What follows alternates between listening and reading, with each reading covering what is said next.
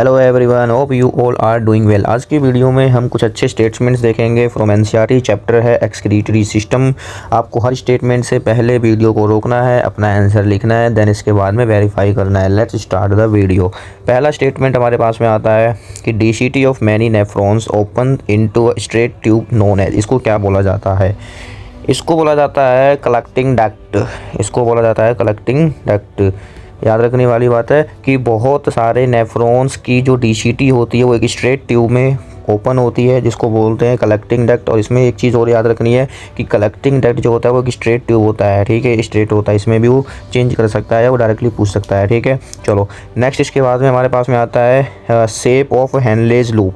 तो Henle's loop का क्या शेप होता है? तो इसका ध्यान रखना है कि it is a hairpin shaped, ठीक है, it is a hairpin shaped, बहुत इंपॉर्टेंट है। उसी तरीके से क्वेश्चन आता है कि what is the shape of vasa recta. तो वासा रेक्टा का जो शेप एनसीईआरटी में लिखा हुआ है that is the U shaped, ठीक है। तो यू शेप्ड हमारे पास में वासा रेक्टा का है, ठीक है। उसके बाद में ध्यान रखना, इसको याद कैसे करना है? एच से हेनलेज लूप और एच से हेयर पिन शेप, इस तरीके से याद कर सकते हैं, ठीक है। और ये वासा रेक्टा है ना, कुछ वी और यू कुछ एक जैसा होता है, तो इस तरीके से हम याद कर सकते हैं कि जो वासा रेक्टा का शेप होगा वो यू शेप्ड होगा। इसके बाद में क्वेश्चन आता है कि shape of renal pelvis. Renal pelvis का शेप क्या होता है हमारे पास में? तो ये भी एनसीईआरटी में लिखा है फनल शेप्ड होता है, ठीक है। ये भी हमें पता होना चाहिए, ठीक है। यहाँ से क्वेश्चन को बनाया जा सकता है, ये एक मैच द कॉलम्स करके पूछा जा सकता है। उसके बाद में नेक्स्ट क्वेश्चन हमारे पास में आता है कि epithelial cells of Bowman's capsules को क्या बोला जाता है? तो it is known as podocytes, is known as podocytes, ठीक है, वेरी इंपॉर्टेंट है ना। उसके बाद में हम नेक्स्ट पे चलते हैं, दैट इज़ द कि जक्स्टा ग्लोमेरुलर एपरेटस किन किन चीज़ों से मिलके बना हुआ होता है, ठीक है। तो ये चीज़ जो बना हुआ होता है कि modified cell of what and modified smooth muscle of what arteriole, ठीक है। तो इसमें ये बहुत इंपॉर्टेंट है, ध्यान रखना कि यहाँ पे modified cells of the DCT and plus में modified smooth muscles of afferent arteriole, ठीक है। एफरेंट आर्टेरियोल होता है यहाँ पे और यहाँ पे डीसीटी होता है, ठीक है। ये दोनों से मिलके बनता है जक्स्टा ग्लोमेरुलर एपरेटस, ठीक है ना। इसके बाद में इसको बोला जाता है मॉडिफाइड सेल ऑफ डीसीटी को बोला जाता है मैक्यूला सेल, ठीक है। ये भी याद रख सकते हैं, मैक्यूला सेल ऑफ डीसीटी, ठीक है, that is the modified cell of DCT, simple NCERT में लिखा हुआ है। नाउ इसके बाद में नेक्स्ट पॉइंट हमारे पास में आता है कि विच आर्टेरियोल, ठीक है, अफरेंट या फिर इफरेंट, ठीक है, which arteriole forms a fine capillary network around renal tubule known as the peritubular capillaries, ठीक है। तो यहाँ पे कौन सा आएगा, ठीक है, इफरेंट आएगा आर्टेरियोल या फिर अफरेंट आर्टेरियोल आएगा, ठीक है। तो यहाँ पे जो करेक्ट ऑप्शन होने वाला है that is the efferent arteriole, ठीक है। इफरेंट आर्टेरियोल जो होगा ये फॉर्म्स करता है फाइन कैपिलरीज, ठीक है, और ये रीनल ट्यूब्यूल्स के अराउंड होता है, जिसको बोला जाता है हमारे पास में पेरीट्यूबुलर कैपिलरीज, ठीक है। तो इसी चीज़ को याद करने के लिए हम यहाँ पे ब्लड के पैसेज की बात कर लेते हैं, ठीक है। जब सबसे पहले रीनल आर्टरी आएगा, ठीक है, रीनल आर्टरी आने वाला है, फिर रीनल आर्टरी जो होता है वो ओपन होता है अफरेंट आर्टेरियोल में, फिर उसके बाद में वो ओपन होता है ग्लोमेरुलस में, फिर वो जाता है इफरेंट आर्टेरियोल में, ठीक है। फिर यही इफरेंट आर्टेरियोल जो होता है वो पेरीट्यूबुलर कैपिलरीज का फॉर्मेशन करता है। अगर ये पैसेज याद है तो यहाँ से हम देख सकते हैं कि जो इफरेंट आर्टेरियोल है यही तो बनाएगा पेरीट्यूबुलर कैपिलरीज, ठीक है। तो यहाँ से आ जाएगा कि जो इफरेंट आर्टेरियोल है फिर ये पेरीट्यूबुलर कैपिलरीज में ओपन हो जाएगा। फिर ये जो पेरीट्यूबुलर कैपिलरीज होता है ये भी एनसीईआरटी में जाकर के पढ़ेंगे, वहाँ पे देखने को मिलेगा कि जो पेरीट्यूबुलर कैपिलरीज होता है यही वासा रेक्टा का फॉर्मेशन करता है आगे जाकर के, ठीक है। फिर इसके बाद में वासा रेक्टा जो होता है वो फिर ओपन होता है रीनल वेन्यूल्स में, फिर इसके बाद में वो रीनल वेन्स में चला जाता है, ठीक है। दिस इज़ वेरी इंपॉर्टेंट, ये पाथवे हमें पता होना चाहिए, ठीक है। ये बहुत ही ज़्यादा इंपॉर्टेंट हो जाता है इसी स्टेट पे आकर के कौन कौन किन सब चीज़ों में किसको ओपन होता है और किसमें क्या मिल करके बना हुआ होता है। क्यों इफरेंट आर्टेरियोल है कि यहाँ पे एफरेंट आर्टेरियोल है, यहाँ पे इफरेंट आर्टेरियोल, इस पे ध्यान रखने वाली बात है ना। उसके बाद में आता है कि लीस्ट कंसंट्रेशन ऑफ यूरिया है ना कौन से वेन में प्रेजेंट होता है, और एक इसी तरह अगला क्वेश्चन है कि हाईएस्ट कंसंट्रेशन ऑफ यूरिया किस वेन में प्रेजेंट होता है, ठीक है। तो वेन्स के यहाँ पे दो ऑप्शन है, या तो एक होता है रीनल वेन और एक होता है हेपेटिक वेन, ठीक है, दो वेन में। तो कौन सा रीनल वेन्स में होगा, कौन हेपेटिक वेन में होगा, ये हमें देखना है, ठीक है। तो ध्यान रखना कि जो लीस्ट कंसंट्रेशन होता है यूरिया का वो होता है रीनल वेन में, और जो हाईएस्ट कंसंट्रेशन होता है यूरिया का वो होता है हमारे पास में that is the hepatic when में, ठीक है। ये बहुत इंपॉर्टेंट। देखो इसको हम कैसे याद कर सकते हैं, जैसे कि समझ सकते हैं, मतलब कि देखो यूरिया जो होता होता है, यूरिया जो होता है वो बनता कहाँ पे है, वो बनता है लीवर में। तो अगर वो लीवर में इसका फॉर्मेशन हो रहा है यूरिया का, तो यहाँ पे लीवर के पास के ना लीवर के लिए वर्ड यूज करा जाता है हेपार, ठीक है। हेपार वर्ड यूज होता है लीवर के लिए, यानी कि हेपेटिक सेल्स हो गए तो, और हेपेटिक वेन होगा, यानी कि ये सब किससे रिलेट हो जाएंगे, लीवर से रिलेट हो जाने वाले हैं, ठीक है। तो अगर लीवर में यूरिया का फॉर्मेशन हो रहा है तो इसके वेन में तो हाईएस्ट कंसंट्रेशन ही होने वाला है, ठीक है। और जो रीनल वर्ड यूज होता है, this word is used for the kidney, ठीक है। तो अगर ये क्या करेगा, ये इसको बाहर निकाल देगा बॉडी से, तो यानी कि वहाँ पे क्या होगा, लीस्ट कंसंट्रेशन होगा, ठीक है। तो इसलिए ध्यान रखना कि लीस्ट कंसंट्रेशन यूरिया का किस में प्रेजेंट होता है, रीनल वेन में, और हाईएस्ट कंसंट्रेशन ऑफ यूरिया किस में प्रेजेंट होता है, हेपेटिक वेन में, ठीक है। नाउ इसके बाद में नेक्स्ट पॉइंट हमारे पास में आता है, that is the formation of large quantities of dilute urine. कौन फेवर करता है और कौन फेवर नहीं करता है, ये क्वेश्चन है यहाँ पर, ठीक है। तो ये बहुत इंपॉर्टेंट है। इंपॉर्टेंट क्या है इसके अंदर में कि large quantity of dilute urine के लिए कौन फेवर होता है, ठीक है। तो ये बहुत इंपॉर्टेंट है, क्वेश्चन यहाँ पर आएगा कौन फेवर करेगा, तो ANF हार्मोन जो होता है वो इसको फेवर करता है, ठीक है। कौन फेवर करता है इसको, ANF हार्मोन फेवर करता है। और फेवर कौन नहीं करता है, रेनिन फेवर नहीं करता है, ठीक है। क्योंकि रेनिन जो होता है इसका एम होता है to produce the concentrated urine, और ANF जो होता है वो एक डायूरेटिक्स हार्मोन होता है, ठीक है। तो डायूरेटिक्स हार्मोन होता है, तो ये क्या करेगा, डाइल्यूट यूरिन्स का फॉर्मेशन करने वाला है, ठीक है भाई ना। उसके बाद में अगर हम बात करें, ठीक है, नेक्स्ट पॉइंट क्या है हमारे पास में कि डिहाइड्रेशन में, ठीक है, डिहाइड्रेशन में क्या ANF इंक्रीज हो जाएगा, तो ये सही है या गलत है। पॉइंट ये है कि इन डिहाइड्रेशन ANF इज़ इंक्रीज्ड, तो ये स्टेटमेंट सही है या गलत है। तो देखो भाई ये स्टेटमेंट जो है वो पूरी तरीके से गलत हो जाएगा। क्यों, क्योंकि देखो पहले से ही उस पर्सन को डिहाइड्रेशन, अगर ANF इंक्रीज़ हो गया तो वो और ज़्यादा यूरिन को रिलीज़ करवा देगा, यानी कि और ज़्यादा वाटर का लॉस हो जाएगा, तो पूरी तरीके से डेडली कंडीशंस हो जाने वाली है। दैट्स वाई हमें कहेंगे कि डिहाइड्रेशन में ANF का इंक्रीमेंट नहीं होता है।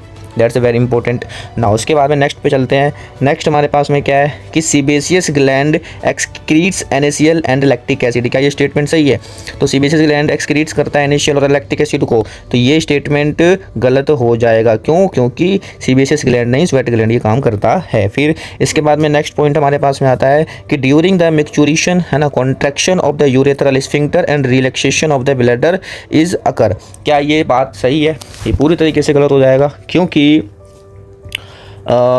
यहाँ पर क्या लिखा है, यहाँ पर लिखा है कि मिक्चुरेशन में कॉन्ट्रैक्शन होता है यूरेथ्रल स्फिंक्टर में और रिलैक्सेशन होता है ब्लैडर में। ये अपोजिट बात लिखी है, ठीक है। ब्लैडर में कॉन्ट्रैक्शन होता है और यूरेथ्रल स्फिंक्टर में रिलैक्सेशन होता है, तब जाकर के मिक्चुरेशन की प्रोसेस हो पाती है, ठीक है। चलो इसके बाद में नेक्स्ट स्टेटमेंट हमारे पास में आता है कि मिक्चुरेशन, है ना, micturition caused by the neural mechanism, ठीक है।